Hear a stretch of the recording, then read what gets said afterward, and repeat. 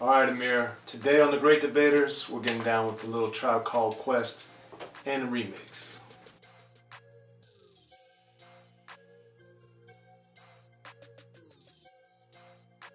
Alright, Amir, so today on The Great Debaters, I have to give a special shout out to my daughter Lauren. She's the one that came up with the idea to do this one for Bonita Applebum and the remix. So we're going to debate which version of Bonita Applebum is the better one. And of course we have Tribe's debut album, People's Instinct of Travels in the Paths of Rhythm, which came out in 1990. This is one of my favorite albums of all time, and I think on the production and the sampling and the drums and the feel of it is astonishing. So, Bonita Applebum was obviously the original version. The album version was a big song and had a nice video and very prominent at the time. So Amir, when you were first hearing the original version, the album version, what did you think of it and why? You know, this is one of the Tribe songs that has a lot of fanfare. A lot of people who don't even listen to rap like this song, as well as songs like Can I Kick It as well. This is one of those songs that came out and was so big around the time I was listening to this album that I didn't really like that much. I wasn't that crazy about this sound. I thought it was very witty with the name Bonita Applebum. I thought that was very clever. I like how they're talking about a girl that Q-Tip apparently was seeking after or whatever, and the history of the song as well as the measurements within the lyrics. I always love that.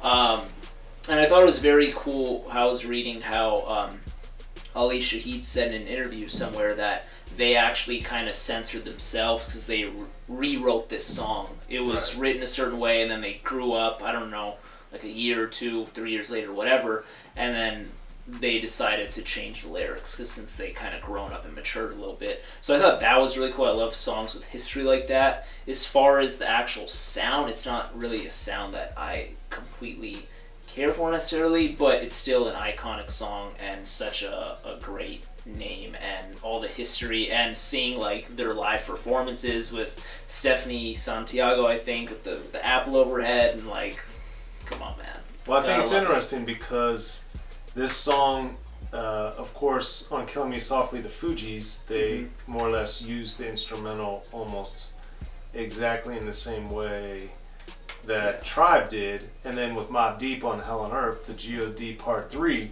they used the same drums. So I always thought that was very interesting because Q-Tip, of course, produced on the Infamous album.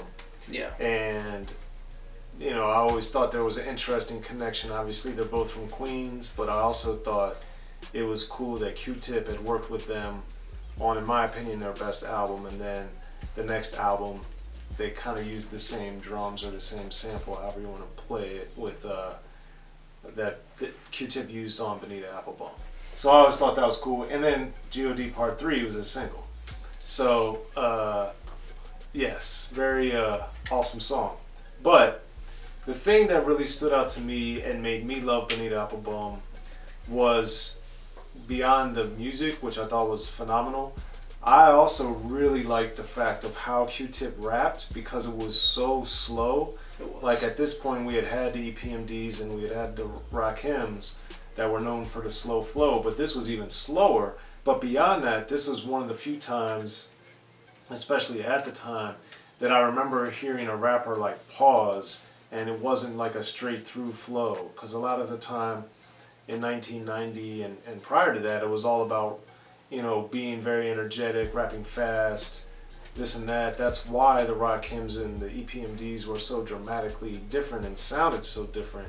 And then, you know, with the earlier Tribe songs that had come out, especially Left My Wall and El Segundo, and then they had other singles that they had released prior to People's Instinct of Travels in the Paths of Rhythm coming out. But with Bonita Applebum, it was just so amazing to hear like Q-Tip letting the song breathe and being dramatic, and they had these sound effects, and like we talk about with Dr. Dre, like this is just production, I think, and executing songs in a different yet memorable way that I thought was really good. And then I also like the fact that, you know, it was a song about women that men and women liked. It wasn't corny. You know, it definitely had a good vibe to it. And, you know, I just thought it was amazing, and all those elements that made it so distinctive to me made it an amazing song. So, you know, and it was on one of my favorite albums of all time. Then going on to the remix, which came out around a little less or around a year after the original came out, I thought it was intriguing on a number of levels, but I know you heard it more recently than I did because I heard it when it was coming out. But for you, going from a song that you kind of was one of your lesser songs on People's Instinctive Travels in the Paths of Rhythm to hearing it more recently, what did you think? Anytime I hear that sample, Between the Sheets, right? Man, I love the song. Isley Brothers. Every time, dude. It doesn't matter if it's Big Pop, it doesn't matter if it's Cramping My Style, UGK, or this. I just instantly like it. And there's other songs sample that song. Many.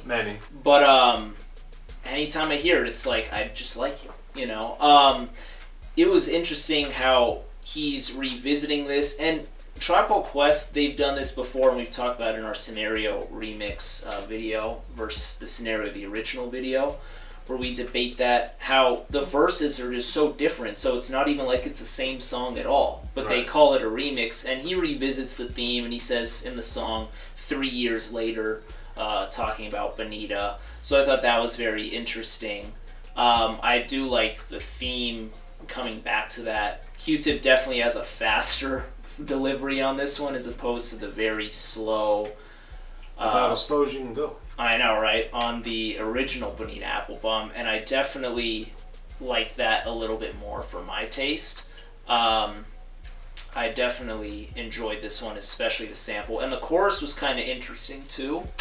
But yeah, that was pretty dope. But yeah, and this is the Hootie mix too, because there's a couple remixes out there. So we're talking about the Hootie mix particularly. Yeah, most of the rest of them just have a different beat compared to the album version of Bonita Applebum. Lyrically and thematically, what I thought was interesting about the Hootie mix or Hootie remix version of Bonita Applebum was this was the first time I heard Q-Tip cuss, and that really threw me off, because for making People's Instinctive Travels in the Paths of Rhythm and there not being any profanity, this was a time, you know, we had the onslaught of what was around this time being known as gangster rap with the Schoolie D's and the Boogie Down Productions, the Just Ice, Ice-T's, NWA's, Eazy-E's of the world.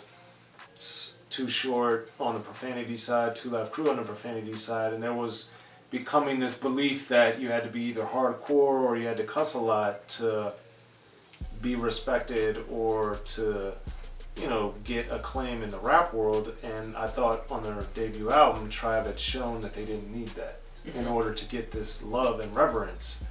And that, to hear Q-Tip cuss, really threw me off. Of course, I don't mind hearing profanity in songs, but I also thought it was weird that Q-Tip cussed on this, because I thought that was kind of the beginning of the slippery slope of Tribe doing a bunch of stuff that evolved into them losing a little bit of what made them distinctive by incorporating profanity and samples we had heard before and breakbeats we had heard before. But then also, later in the same verse, how he kicked the diabolical and said we was just friends. Like how, you know, Q-Tip obviously loving rap and being a wordsmith himself, how he, you know, referenced the Bismarck-E, but he didn't do it in such an overt way by referencing the diabolical instead of just saying Bismarck-E. So I really liked that and showed the cleverness of it. And to your point earlier, I liked how they changed the chorus and just made it a different feel. And I thought that sonically with the sample, the Isley Brothers, Between the Sheets, it still felt like a good match sonically for what the song was talking about, and clearly he was attempting to get her there still. And, you know, talking about how you could tell he was jealous of her boyfriend because he was getting her between the sheets. And, you know, it's just different things like that that made me really appreciate the song. And it also, him talking about, you know, 3 years ago, so now he's grown as a man, but he still has these feelings for this girl that he's been admiring for a long time, even though she's moved on and he not necessarily has. Yeah. So it's a very, both songs are very good and very distinctly different, which I thought was pretty awesome. Yeah. So Amir, you know, you're way more familiar with the original version, and the Hootie mix version is a little newer to you. So, you know, now in your refined adult mind, which one do you think is the better version and why? I will say that the original is better. I prefer the Hootie mix. So wait, the original. What do you mean? How's one better, but you prefer that? I will acknowledge that the original is the better song, but when it comes to what I'm playing on when I'm in the car, when I'm in my house, I'm playing the Hootie mix. Just it's like such a it's such a big song. You hear it's a song that not only the men know but the women know. Right. That's one of those songs that when I talk to girls about rap or women about rap, they talk about Tribe, and they specifically talk about Can I Kick It and Bonita Applebum. That's like one of those songs you can talk to anyone about. Right. And it's so big. And although it's not necessarily completely my cup of tea, I still like it, and it's a great song, but I'm going with the Hootie mix on what I'm playing here. Alright, well, for me, the better version is the original, because I just thought it was very distinctive. I liked the music of it, the sitar. I thought it was very interesting. The drums I thought were phenomenal. And then the way Q-Tip approached the song to make a song that, again, in the midst of the explosion of gangster rap, we have this song, Bonita Applebum, that just really captivated a lot of people, male and female alike. And it didn't have profanity. It wasn't overtly sexual, despite being sexual. And it was just a great, and remains a great song, a timeless song, and really showed, I think, another great example of how creative rappers are.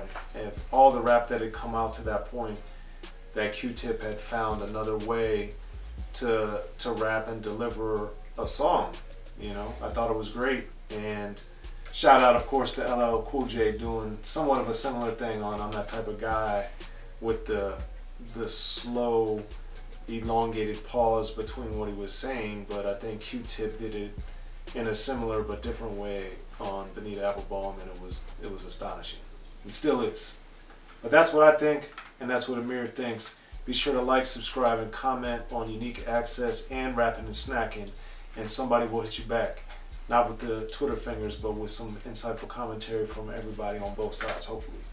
So I'm Soren Baker. Amir Rahimi. Tribe Called Quest, Bonita Applebum album version, People's Instinctive Travels in the Paths of Rhythm, and the remix, the Hootie mix.